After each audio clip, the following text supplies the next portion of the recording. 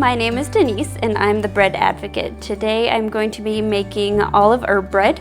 So I'll need flour, yeast, water, olives, mixed herbs, and onions. So what I've done first is crumbled my yeast into my flour, and I will go ahead and also mix in my herbs along with the salt.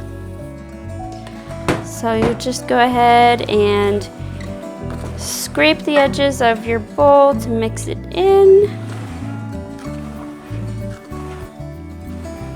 Oh my goodness. I really wish someone would invent smell-o-vision because this smells amazing. So now this is thoroughly mixed together, and I am going to go ahead and heat up a pan with about a tablespoon of olive oil to go ahead and blacken the onions. My pan is nice and hot, and I'm going to go ahead and add in the onions.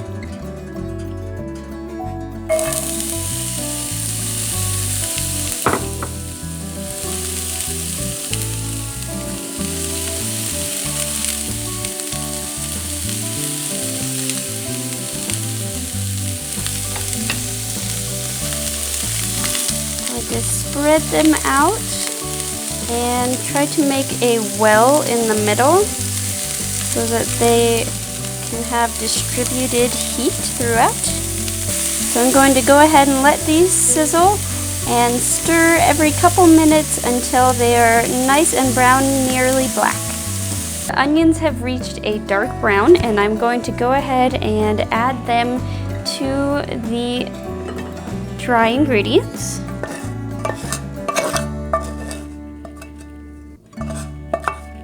I have let them cool just a little bit off of the stove so that the heat doesn't kill the yeast.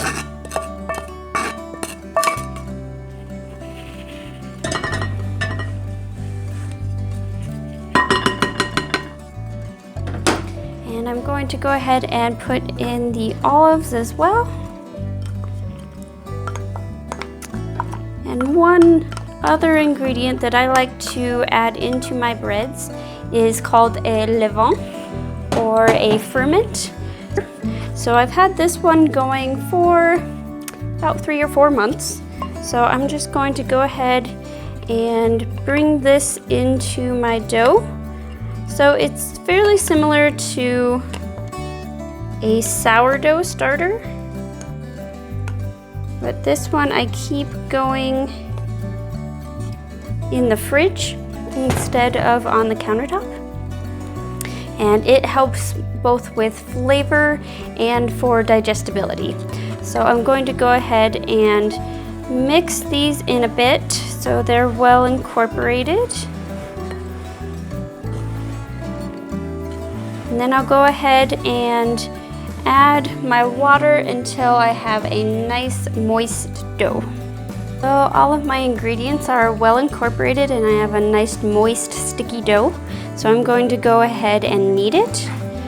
So in this method, you'll go ahead and pull it up off the work surface from the front and lift it up and let the bottom flip out in front of you and fold what you had in your hand up away from you.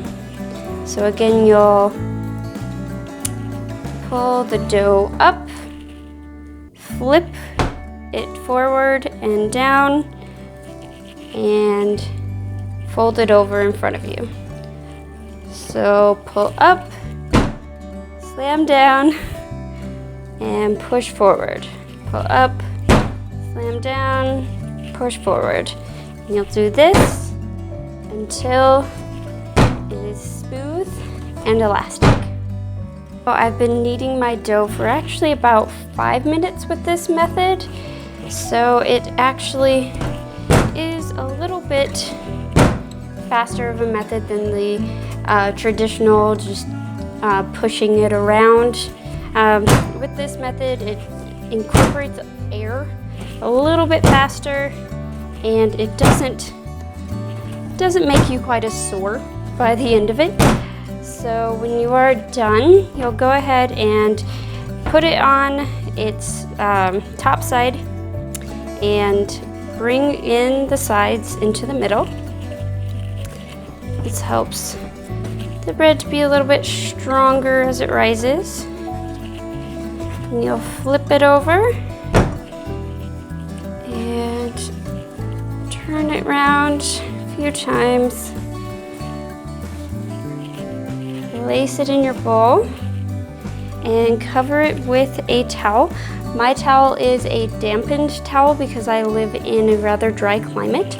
So I will let this dough sit for about 1 hour or until double in size. So the dough has been resting for about 1 hour and it has doubled in size. So I'm going to go ahead and release it out onto my work surface. And it's easier to do with a bowl scraper so that you can gently pull it away from the sides of your bowl without compromising the structure of the gluten. I'm going to make 3-ounce rolls with the dough today. So I'll cut off a piece and weigh it out to about 3 ounces. And then you'll take your dough and just incorporate that little bit into the bottom. And then go ahead and flip it over. Fold it in half and half again. And then fold it over one more time. And then put the seam side down and roll it out. I'm going to make knots out of these. So I'll just roll it out to about 8 to 12 inches. It's okay if it's not totally even.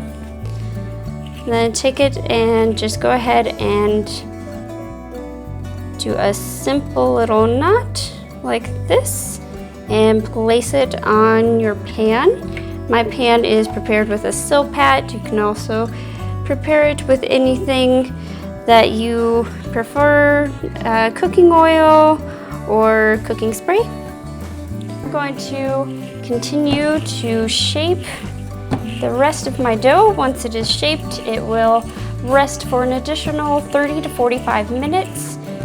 And mine will be covered as I do live in a dry climate. Rolls have been resting for about 30 minutes and they have doubled in size. This could take a little bit longer or a little bit less time depending on the environment of your kitchen. If it's a little bit warmer, they may rise a little bit faster. I'm going to brush an egg wash onto my rolls before baking. The egg wash consists of 1 beaten egg with a splash of water and a pinch of salt. The salt helps the egg wash to be just a little bit less stringy. So after I have egg washed all of the rolls, they will go into the oven at 375 degrees Fahrenheit for 20 to 25 minutes. The rolls have been baking for 25 minutes and they are nice and golden brown. So you can see that they have risen a little bit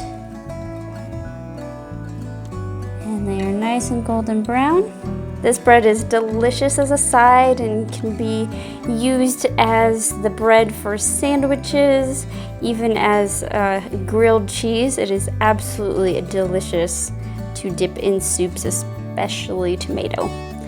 Thank you so much for watching. If you enjoyed this video, please subscribe and visit me at thebreadadvocate.com for full recipe details. Thank you so much.